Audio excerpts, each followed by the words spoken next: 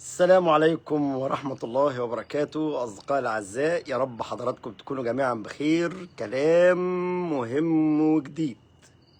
كنا في الفترات اللي قبل كده كنا قايلين إن احنا نبقى مع بعض في فترات إن شاء الله بإذن الله توجيهية على كل الأزمات اللي بتحصل. هنقول تتبع الحالات اللي بتحصل إيه، كيفية الوقاية، كيفية العلاج، كيفية الملاحقة، كيفية الرصد، كيفية الاستنتاج، كيفية الاستنساخ لهذا الحدث، ونبدأ ان احنا نشوف احنا هنعمل ايه ونفكر ازاي مع بعض. والحمد لله كنت اتابع معاكم على مدار الفترات السابقة، على مدار كل أزمة وأزمة كنت ببقى مع حضراتكم صبح ليل، صبح ظهر عشاء مغرب، بتكون ان شاء الله بإذن الله بكامل التوجيه انا والفريق المحترم اللي موجود معايا. ولكن من هذه اللحظة يا جماعة احب اقول لكم اللي فات كله كان شيء، واللي جاي كله شيء تاني، عشان بس نبقى على نور. وهقول وهوضح دلوقتي بالحقائق، وهقول لحضراتكم ايه اللي احنا المفروض نعمله في الفترة اللي جاية. الفترة اللي فاتت الناس قاعدة واكلة شاربة نايمة بتتتبع 3 حاجات: الاسعار بتاعت اي حاجة طلعت ولا نزلت، خالته مبطل طبعا ربطة الجرجير بتاعتها هتبقى حالتها عاملة ازاي، وست الهوانم متابعه خاتم الذهب بتاعها هيطلع ولا هينزل، والدنيا ماشيه على كده. ده دايره اللي هي ايه، الاهتمامات الاسريه اللي هي البسيطه بتاعه العالم الفراغي لشيء الناس بتبحث عنه، وناس مش لاقيه اصلا تاكل اصلا. تمام؟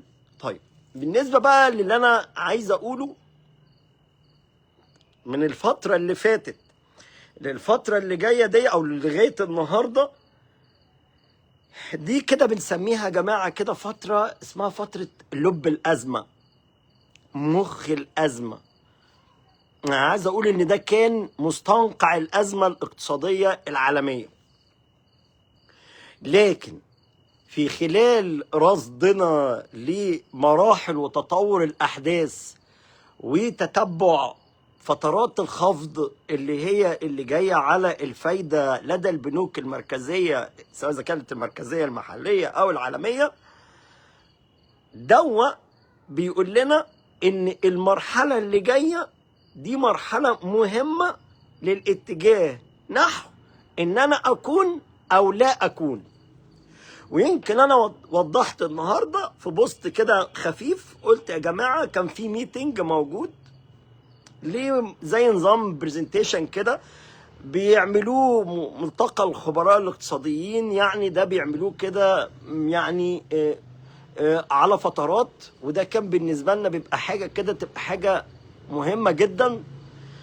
كل كلمة بتتقال من أي خبير في هذا الملتقى بتبقى بمثابة كتاب، بمعنى الكلمة كتاب. النهاردة يا جماعة الوضع مرعب. انا ما بتكلمش، ده انا ما بتكلمش حضراتكم على مؤشرات دول، ولا بتكلم على اراء سياسيه، ولا بتكلم على حاجات بقى جايه يعني الدول بتصدرها للشعوب او الناس بتصدرها للشعوب، او توجيهات بقى سياسيه او توجيهات بقى اداريه، او ان دي اخبار موجهه او لا. النهارده هتكلم بقى بكل وضوح، معلش هتكلم بكل وضوح. الناس اللي احنا كنا مجتمعين معاهم دول، الناس اللي بتتكلم دي ناس اسمها الناس اللي معاها لب وجوهر تحركات يعني توجهات الدول، الدنيا هتبقى ماشية ازاي. الناس اللي راصدة، كل واحد بقى راصد حاجته بقى ودنيته ودولته وحاجته، تتبع الأحداث العالمية والكلام ده. فالناس اللي بتتكلم دي ناس بتتكلم على ثقل، ما بتتكلمش كده وخلاص. طيب ايه اللي انا عايز اقوله؟ اللي عايز اقوله حضرتك ان التوجيه في الفترة اللي جاية كلها ان حضرتك لو ما شوف اللي انا قلتها، كنت بقولها قبل كده اهو، كنت بقولها قبل كده، لو ما ولدتش فلوسك ان هي تولد فلوس تانية، حضرتك هتفضل بالظبط زي العامل الرجل المحترم الفني اللي واقف مدي ظهره للملعب وبيبص على الجمهور وبيأمن، اللي هو حارس الأمن اللي بيبقى واقف عينه على الجمهور، لا هو مستمتع بالكورة ولا هو قاعد شايف، قاعد مركز مع أي حادثة شغب أو أي حادثة أي شيء تحصل في المدرجات. أنت حضرتك هتبقى عامل زي كده بالظبط. طيب إيه الموضوع يا دكتور أحمد؟ حد في سطور وانتوا حضراتكم تتجاوبوا معايا بقى ان شاء الله باذن الله، عشان البث ده يخلص على خير يعني، لان انا مشحون شحنه فيها يعني، عايز اقولها عايز اجري بسرعه بالبلد، يعني نفسي اشوف البلد دي بتجري. ليه؟ لان غيور على الكلمات اللي انا كنت بسمعها النهارده في استعراض. كان الناس عامله تراجيدي ما بين الناقد والمحلل، ما بين المؤيد والمحلل، بيعمل تراجيدي ما بين الاثنين. انت متخيل واحد يقول لك، انا لسه كنت كاتبها، ان متوقع ان ان البيزنس كيدز بتاعت بلدهم تعلى بمؤشر يتخطى او يعني يكسر ال 15%. ده لما بيكسر عند ال 15% يعني بيقول ان المجتمع ده، يعني ايه الكلام ده؟ يعني الاطفال الصغيرين عندهم، الاطفال اللي هم في سن 10 و13 سنه بيمتلكوا بيزنس. طب هو الطفل ده معلش يعني هو نازل عامل ده، لسه بيكلمني حضرتك بنتكلم، بيقول ان في واد يعني مشغل يعني اخوه الكبير، هو بيشتغل ومشغل اخوه الكبير في تضارب بورصات، يعني داخلين اصلا في يعني في حاجات، الواد بيلعب في حوالي 12 مليار دولار. كام يابا الحاج؟ 13 سنة. طب هو بيعمل ايه؟ ما بيعملش حاجة، شركة تصميم ألعاب، بيعمل ألعاب، عيل بيعمل ألعاب. طول ما هو قاعد عمال بيبتكر في ألعاب على الورق ويروح رميها لأخوه، أخوه ياخد الورقة، شوف أنا بجيبها كده بمنتهى البساطة كده، بيبدأ يحولها على الشركة بتبدأ، العيل قاعد في البيت بيرسم والشركات والمصانع شغالة. انا مش عارف اقول كلمة ابلغ من ان ايه، ان احنا قاعدين في القصة بتاعة البانيه طيب هل بقى ان احنا بقى يعني هنفضل بقى احنا قاعدين بقى يعني قاعدين عمالين نتفرج على الكلام ده؟ ناس، واحد تاني بيتكلم بيقول واحد بيتكلم من الهند، بيقول ان قطاع الاستثمار في المحركات الالكترونيه جاي بنسبه 63%. ده يخليني انا اقعد الطم، يعني تخليني كده ايه، يعني ايه 63% يابا الحاج انت بتاع الهند؟ يعني مش هتخلي لي حضرتك زنبلك في اي لعبه في اي حاجه الا لما تكون حاشر مناخيرك فيه؟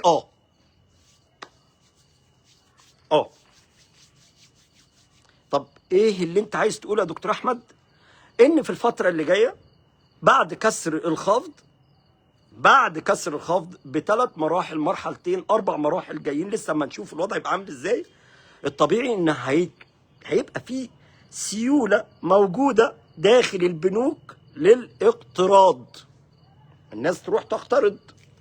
طب ده مؤشر على ايه يا دكتور احمد؟ على مؤشر ان في سيوله موجوده، مؤشر ان حضرتك معامل الخصم بتاع البنك المركزي هيقل.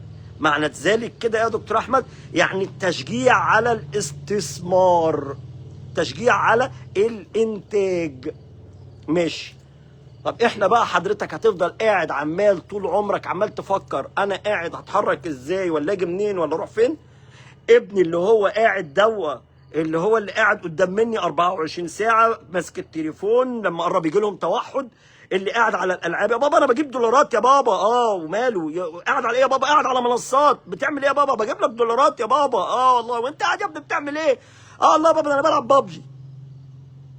والتانية قاعدة بتعملي ايه يا ست الكل؟ ده انا والله يا بابا قاعدة مع اصحابي والله بنشوف البيزنس بتاعنا، عشان ده احنا هنعمل الباديكير والمونيكير والبطيخ والقتة وكل حاجة. الحياة طبعا عندنا هنا حياة منتمية لتواصل اجتماعي واكل دماغ الناس، بدأت الامور بتاعت السوشيال ميديا اللي دخلت في حتة ان الشباب بيقلدوا بعض على التيك توك. طبعا الناس الناس اللي بتهتم جدا بالذهب بتهتم بالذهب، الناس الفقيرة جدا بتزداد فقر، والغني بيزداد غنى، والناس قاعدة عمالة تبص لبعضها، وسيزيد الاستهلاك والفكر الاستهلاكي نحو الاستهلاك على طول على طول على طول. مفيش فكر انتاجي، تحميل على الدولة، والدولة تحمل على المواطن، والمواطن يحمل على الدولة، ونفضل بقى قاعدين نرمي كور لبعض. كل الفيلم ده، كل الفيلم اللي احنا فيه ده عاملين زي بالظبط زي اللي راح يذاكر. اقعد يا ابني، تعال اقعد هنا، اقعد ذاكر. حاضر يا بابا، بس يا بابا اروح اشرب بس الاول لان انا لازم اشرب. يا بابا ده لازم بس يعني اغسل وشي عشان اقعد اذاكر. التلاكيك كلها اللي عماله تمشي. لكن ان احنا نفكر ازاي نطلع من ازاي ان احنا قاعدين. الدهب طلع كام يا دكتور احمد؟ الدهب نزل كام؟ الدنيا رايحه فين؟ الناس بقى اتحولت لناس بقى خبراء وتأليف وهبد وحاجات كتيره جدا جدا. وروح واقع مرير، نبص على الشارع نلاقي الناس اللي قاعده في الشارع، يعني حجم التسول اللي بينتشر في الشارع فظيع مرعب. فكل ده حضرتك جزء يعول على الدولة، وجزء يعول على المواطن، وجزء يعول على المجتمع ككل.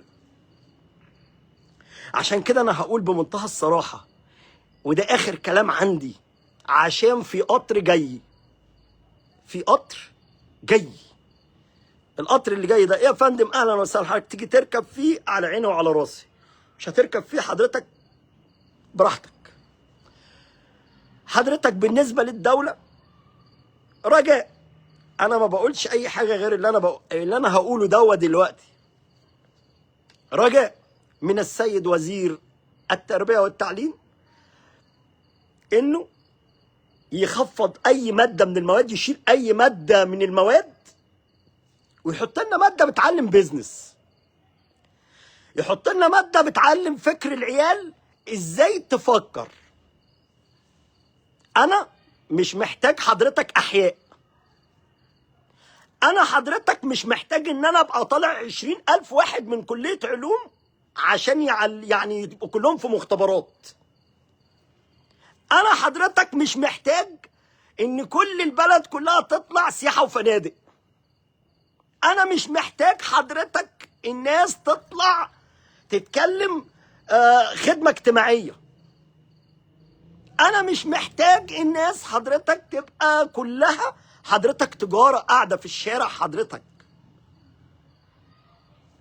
انا مش محتاج الكلام ده.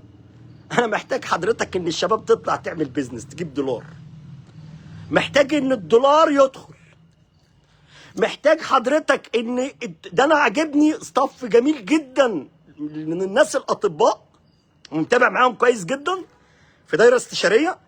ناس بسم الله ما شاء الله بيشتغلوا استثمار، يعني هم عاملين اللي شغال في عياده، اللي فاتح مش عارف ايه، اللي فاتح ايه والفايض بتاعهم عاملين بيه مشاريع زراعيه بسم الله ما شاء الله، عاملين مزارع، الله اكبر، مزارع واطباء وشغالين وبيشتغلوا. تبص تلاقي حضرتك مجموعه مدرسين، مجموعه مدرسين عاملين مشروع كده كويس حلو قوي مع بعض. هنا انا الفكر لما بيتغير بيزود الحصيلة الدولارية جوه البلد، بيزود الحصيلة الرأسمالية جوه البلد، فهو ده اللي يحل الأزمة. أنا عايز يكون في إنتاج، يكون موجود. بقالي والله العظيم يا جماعة أقسم بالله أنا بقالي زمن من الزمن وأقول الإنتاج هو الحل. ما عشان خاطر أقول الإنتاج هو الحل دي كلمة الناس تقول لك ده هاشتاج عادي. ابسط مثال لحضراتكم السيارات بس عشان اتجمعت، بس تجميع يا راجل يا طيب، تجميع. شوفوا كل يوم والتاني الاسعار بتلطش في الحناتير عامله ازاي.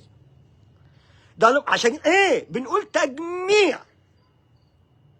شوف حضرتك قصه المتحف اللي بيتعمل ده، اللي اتعمل المتحف المصري الكبير، والناس طبعا بتقول لك ازاي الاقتصاديين بيهتموا ده عمود من اعمده الاقتصاد ده. شوفوا النهارده، انا بتكلم النهارده المتحف فتح، قال لك الطاقة الإجمالية للزيارة اتقفلت. ده بيديني مؤشر إن القطاع ده محتاج يتغذى خدمات سياحية. بيديني مؤشر، الله يكرمكم الله يكرمكم، والله العظيم ده اللي بتكلم. بيديني مؤشر ان بيقول ان في قطاع السياحه شره لكل المشاريع التي تخدم على قطاع السياحه. حضرتك عملت، ما تعمليش بازار، اعمل حضرتك مصنع كماليات بازار، اهلا وسهلا. كانوا حضرتك اعمل منطقه كبيره داخل المناطق دي، بكلام للمواطن والدوله. اعمل منطقة جنب منطقة المتحف دي، خليها خان الخليلي الحضاري الجديدة. اجذب رجل، شغل عمالة. العمالة اليدوية دي بتحلل حاجات كتير. لسه هتكلم، مش بتكلم كلام انشا. مش محتاج ان انا حضرتك ان البلد كلها تطلع حضرتك يبقى كلها من الاوائل والناس تفضل تتخانق. ابني طالع 10 درجات، ناقص 10 درجات، 5 درجات، وتفضل ست البيت بتسف التراب تحت رجل عيالها عشان خاطر بتطلع من عمرها، واللي بيجي لها الضغط والسكر وي وي وي وي عشان تلاحق على حشو، عشان تلاحق على حشو. وانا مش عايز الحشو، انا عايز حضرتك المكنه تطلع قماش. والله العظيم اللي انا شفته النهارده وانا غيور جدا على البلد دي، الناس دي بتصارع البرق. الناس دي بتصارع البرق، والله العظيم، والله على ما اقول شهيد. لما اشوف واحد بيتكلم بقول له انت طبعا انت طريقه التعزيز الاستثمارات عندك لما تحب تعزز بتدخل دخول مباشر ولا دخول حر ولا دخول استثماري مؤقت ولا هوت ماني؟ هوت ماني ده بتاعكم انتوا بتوع امريكا. ما سمعناش ان الصين بيهرب منها هروب مال سخن. طز في المال السخن اللي بيدخل عندي. ليه؟ عشان حضرتك بيشتغل حضرتك على الاستيك بتاع الساعه، بيشتغل حضرتك على الاستيك، بيشتغل على حاجات كده بتدخل له دولارات وشغال بقى دلوقتي بيعزز بقى العملات اللي عنده بيعززها، وعامل سله عملات كبيره. الواد النهارده بيتكلم بيقول لي احنا خلاص احنا داخلين على الروبل، يعني هيبدا يربط الروبل باليوان، وهيبداوا ان هما الاثنين يتفاعلوا مع بعض. طب ده فايدته ايه؟ هيفتح ملاحه. طب لما يفتح ملاحه معناته ايه يا دكتور احمد؟ مش يدخل دولار، مش عايز دولار دلوقتي، هو عايز مواد خام قصاد مواد خام. يعني ايه؟ يعني يبدا يعزز المكون الصناعي عنده. يعني ايه؟ يعني يبدا يعزز، ياخد من هنا مواد خام من عند ده، وده ياخد من عنده مواد خام، والتاني يديله مواد خام، ويعمل قيمه مضافه ويطلع بالدولار واليورو وكل حاجه. واخد بالك؟ ارجوكم يا جماعه، انا بتكلم هنا بقى لمسؤول بيسمعني، حد بياخد الكلام وبيلخصه وبيوصله المسؤول. انا بتكلم كمواطن مصري غيور جدا جدا على بلدي. ما عنديش اي كلام تاني اقدر اقوله ولا زيفه، ولا عندي وقت ان انا اروح اقف قدام مكاتب عشان اقول له لو سمحت قابلني بالمسؤول عشان يقول لي وقتك 15 دقيقه ولا 10 دقائق. ما انا وقتي برضو عندي وقت.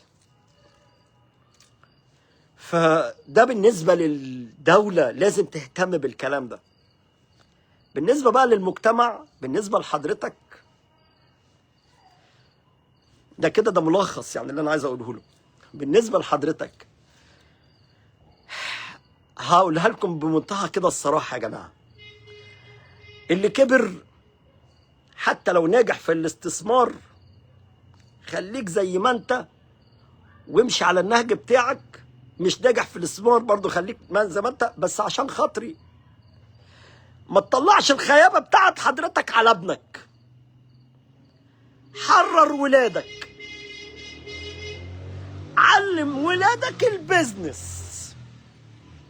انت وانا فاشلين. شوف بقولها لك كده عشان بس ما تقولش الدكتور احمد يعني لا يا عم، انا وانت والاجيال اللي في سننا خلينا فاشلين، احنا فاشلين يا عم، بس الولاد اللي جايه لا. الجيل اللي جاي حضرتك لما يجي بيطلع حضرتك مع صراعات قاتله، هوضحها في الحلقات اللي جايه، وهوريكم ازاي الكبار بيضحكوا على الشعوب اللي هم كبار محركات الاسواق العالميه، بيضحكوا على بعض هناك في الغرب كتير جدا. فالطبيعي ان ده حضرتك بيأثر حضرتك على عملة بلدك، وبيستنزف مواردك، وبيستنزف من عمرك ومن عمر ولادك. عمر ولادك لحد هنا خطر، خط احمر ما تخاطرش بيه مع رحلتك الفاشله. المرحله اللي جايه يا جماعه، ابنك تعلمه البيزنس، بدايتك من النهارده ان شاء الله باذن الله. احنا هنعمل لكم باذن الله بكل ما في وسعنا، هنعمل ان شاء الله باذن الله برامج، ونبدا نوعي، وهنبدا بس ارجوكم ما يطلعلناش حد من الفتاين وبتوع الترندات يدخلوا في الحته دي بالذات، يعني لان الحته دي عايزه ناس متخصصه، مش ناس بتسرق كلام، لا دي عايزه ناس متخصصه. واحنا ان شاء الله باذن الله هعلم ناس كتيره عشان الناس تعلم غيرها ازاي يحول ابنه من مكنه قاعده واكل شارب بيدخل له حشو اوامر، اصحى نام، خش بكره عندك مدرسه، اطلع بكره انت رايح فين جاي منين. لو مش مفيش الواد بدا يتمرد، بيبدا يطلع يتحول بعد كده، بيرفض الواقع اللي انت كنت راسمه عليه. بعد كده يبدا الواد يطلع في جيل تاني منيل بنيله، يدخل لك على الانترنت تيجي تكلمه تلاقيه عصبي ما تعرفش تتكلم معاه، يقول لك الواد اتمرد عليا، رميت طوبته شلت الطين، شلت الطين. شويه معلش انا بس بتاع ده تفويقه، بحب ان انا افوق الناس اللي موجوده. ارجوكم يا جماعه ان شاء الله باذن الله في الفتره اللي جايه ابنك تبدا حضرتك بسم الله الرحمن الرحيم تعلمه ازاي يعمل حصاله كويسه جدا وتشجعه عليها، وتبدا ان تجيب له بقى حضرتك حاجات، وتبدا ان انت تشتري وتبيع منه جوه البيت. اي بني ادم هيطلع لي من بتوع التربيه والتربويين انت هتخلي الواد يبقى مادي، اطلع من البث فورا، اركن لي على جنب.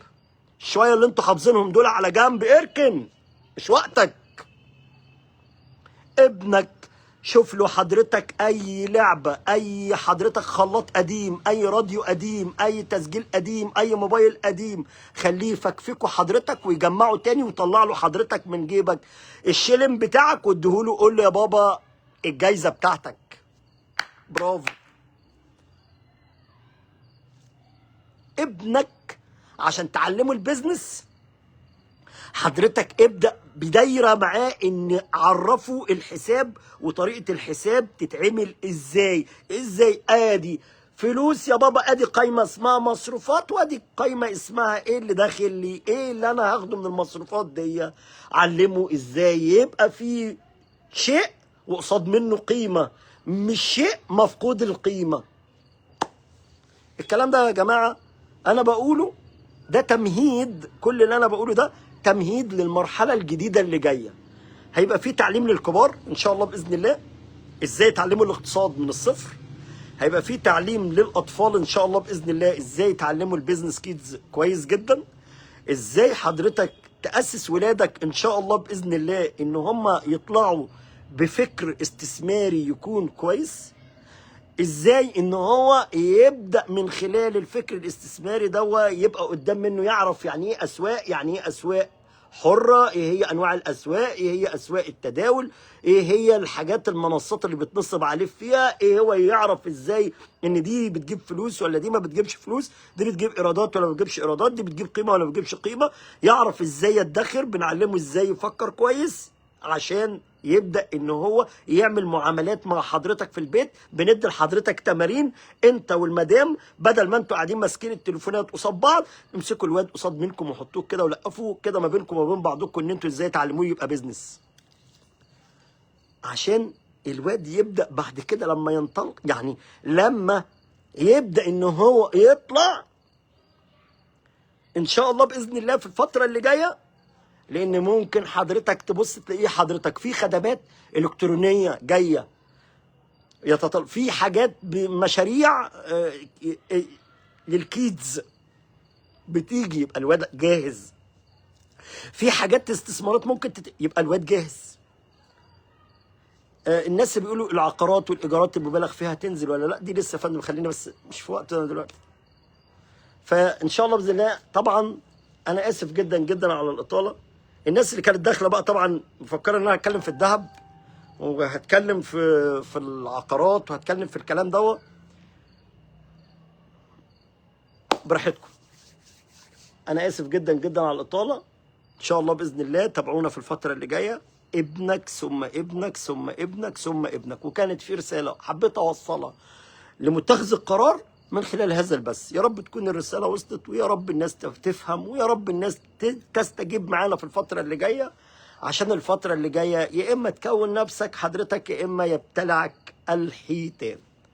السلام عليكم ورحمه الله وبركاته.